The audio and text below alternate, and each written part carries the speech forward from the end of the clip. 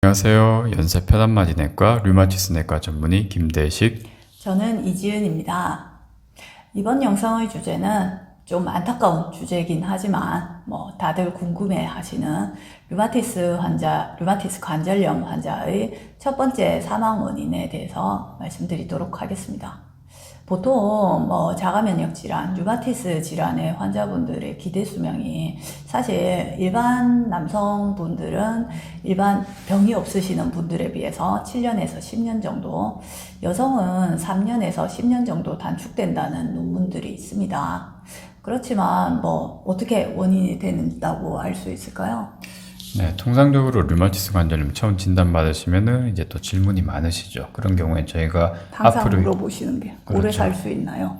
그렇죠. 앞으로의 치료 방향과 치료 계획, 그리고 앞으로의 예후에 대해서 또 설명을 저희가 드리고 있는데, 이제 류마티스 관절염 확실하게 진단받으신 분들은 분명히 기대 수명이 확률적으로는 그 병이 없으신 분에 비해서는 좀 짧아질 수 있는 게 맞습니다. 그런데 이 논문들이 왜 치료가 제대로 안 되신 분들도 포함이 되는 거잖아요? 네, 그렇죠. 이제 물론 이제 치료 반응이 안 좋고 치료가 잘 안 되고 중간에 약을 드시다가 또 빠진다든지 그런 분들이 다 포함된 또 이제 기록들이 있을 수 있기 때문에 만약 여기서 처음부터 빨리 진단을 받고 아니라면 진단이 조금 늦으셨더라도 그때부터 조절을 잘하고 다른 합병증을 막을 수 있으면 분명히 오래 사실 수 있습니다. 그러니까 처음부터 너무 기대 수명이 짧다더라 그렇게 너무 이제 안타까워하실 필요는 없고요. 이제 담당 류마티스내과 전문의 주치의 말을 잘 듣고 지금 조절만 잘 하시면은 그런 기대 수명은 확률적인 문제이기 때문에 그런 나쁜 확률을 낮추면 되는 거거든요.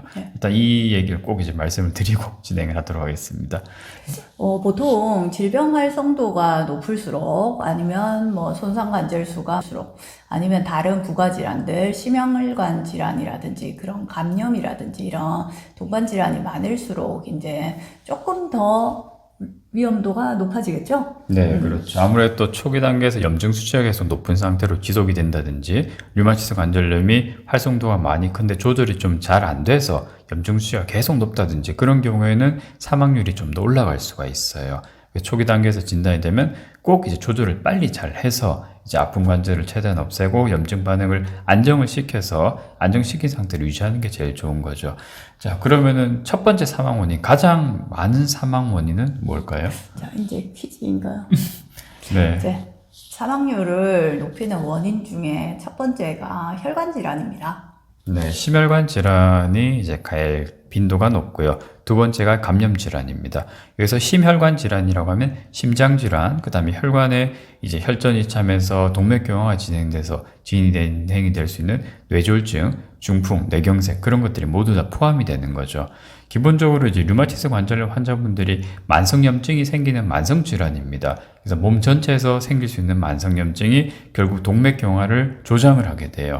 몸에서 이제 나쁜 염증성 사이토카인, 그리고 잘못된 면역 반응으로 발생될 수 있는 면역 복합제, 또 혈중 염증에서 계속 지속되면서 CRP, 염증 수치가 증가된다든지 또 아니면 또 드문 경우지만 혈관염 같은 것들이 또 류마티스 관절염 있으신 분들이 합병증으로 같이 생기는 경우가 있습니다. 맞습니다. 베체트 혈관염 이런 것들도 혈관 질환 많이 유발하잖아요. 그렇죠. 혈관염은 또 이제 굉장히 종류가 많은데 말씀해주신 베체병 같은 경우에는 이제 큰 혈관에 생기는 경우들이 또 많이 있고 다양한 또 안과 관련해서 혈관염이라든지 다양한 혈관염증이 동반되는 경우가 있는데 그런 것들이 또 만일 관상동맥이라고 하면은 이제 심장을 싸고 있는 큰 세 가지 동맥인데 이게 다른 얘기긴 한데 이제 관상이라는 게 이제 그 임금님이 쓰는 임금님이 쓰는 이제 그 관 모양이라고 해서 관상동맥이거든요. 큰 세 가지 동맥인데 이게 다 막히게 되면 심근경색이 오면서 이제 심장마비가 오는 거예요. 그런 관상동맥에 생길 수 있는 혈관염 같은 것들이 동반되면 이제 동맥경화가 진행이 되면서 갑자기 심근경색이 오면서 갑자기 급사해질 수 있다. 그렇게 되는 거죠. 다른 이야기지만 요즘 염증에 대해서 굉장히 다들 관심이 많으십니다.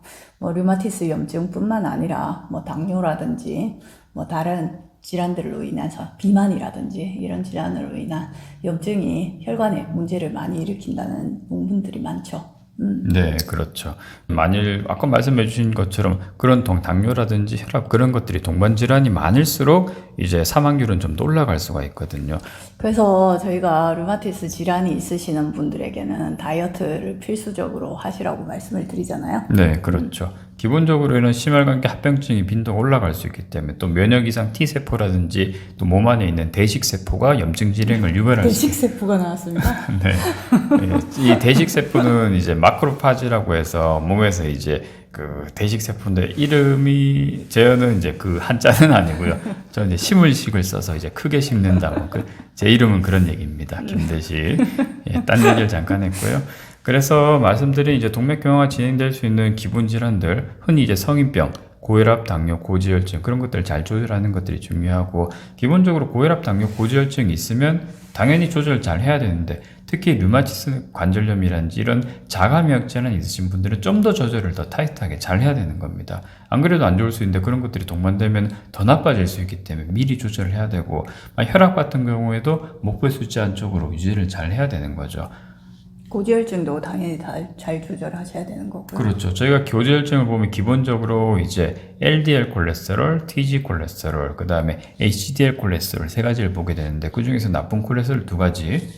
중성지방과 그렇죠. LDL 콜레스테롤이죠. 를 이제 목표 수치 안쪽으로 낮추도록 유지를 해야 됩니다. 만일 뭐 수치가 높은 상태에서 음식 조절을 열심히 하고 다이어트 하시고 운동을 해서 떨어졌다. 그럼 굳이 약을 드실 필요는 없어요. 근데 만일 어느 정도 조절을 했는데 아니면 조절을 잘 할 수 있는 생활 습관이 잘 안 된다. 그런 경우에는 꼭 약을 드시는 게 좋고 또 이제 이런 걸 이제 조절을 제가 말씀드리면 모두 다 하는 얘기가 식사로 조절해 보겠다. 그렇죠. 식사 조절에서 그럼 저희가 이제 처음부터 무조건 약을 드리진 않고 그럼 그런 의지가 있으시면 당분간 이제 몇 달 동안 조절해 보시라고. 근데 정말 사람의 의지가 그렇지 않아요. 그렇죠? 개중에 해보면 한두 달 정도는 조절 잘해서 오십니다. 그러다가 이제 점점 긴장이 풀리게 되겠죠? 네. 뭐 보면 저희가 외래에서 보면 보통 10분 중에 한 분 정도는 정말 조절을 잘 하셔가지고 목표 수치 좀 떨어져서 이 정도만 유지하면 되겠다. 그런 분들이 계십니다. 그런 분들 굳이 약을 드실 필요가 없죠. 근데 대다수는 또 이제 잠깐 또 몇 달 조절하시다가 힘들거든요. 그럼 다시 또 수치가 나빠지면서 점점 이제 동맥경화 위험도가 커지는 경우가 많습니다. 그렇기 때문에 그런 걸 조절을 잘 하셔야 되고 당뇨 같은 경우에도 우리가 흔히 이제 정확하게 볼 수 있는 게 HbA1c 당화혈색소 수치죠.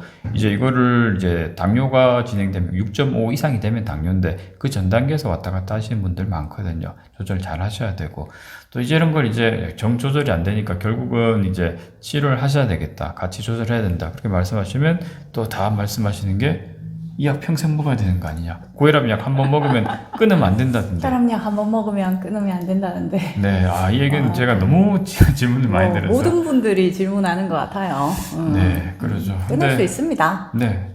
끊을 수 있으면 조절 잘 되면 이제 처음부터 약을 콜레스테롤 약 같은 거 드시고 나면 그 다음 달부터 바로 검사하면 떨어지거든요. 그럼 이제 떨어졌으니까 바로 끊으면 안 되냐? 끊으면 다시 올라갑니다.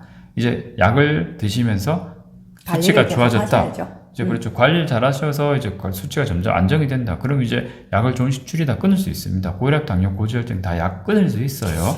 끊고 나면 대부분의 경우가 올라가는 경우가 다시 수치가 안 좋아지는 경우가 많은데, 그래도 한 10분 중에 한 두세 분 정도는 잘 조절하시는 것 같아요, 요즘. 네, 조절이 잘 되면 뭐 줄이다 끊으면 되는 거고 대부분 평생 드시는 분들은 조절이 안 되니까 계속 드시는 거죠.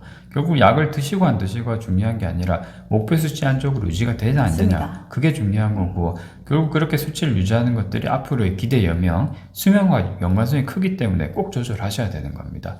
그래서 정리하면은 첫 번째 사망 원인은 심혈관계 질환, 동맥경화가 가장 크다. 그렇기 때문에 동맥경화는 보통 사람보다 좀 더 잘 조절을 해야 된다. 이게 중요한 겁니다. 결론은 식이요법과 생활요법이 힘들면 약을 드시자. 그렇죠. 일단 약 먹기 싫으면 열심히 관리하자. 네, 거기까지 맞습니다. 되겠습니다. 네. 자, 두 번째 이야기도 하셔야 되잖아요.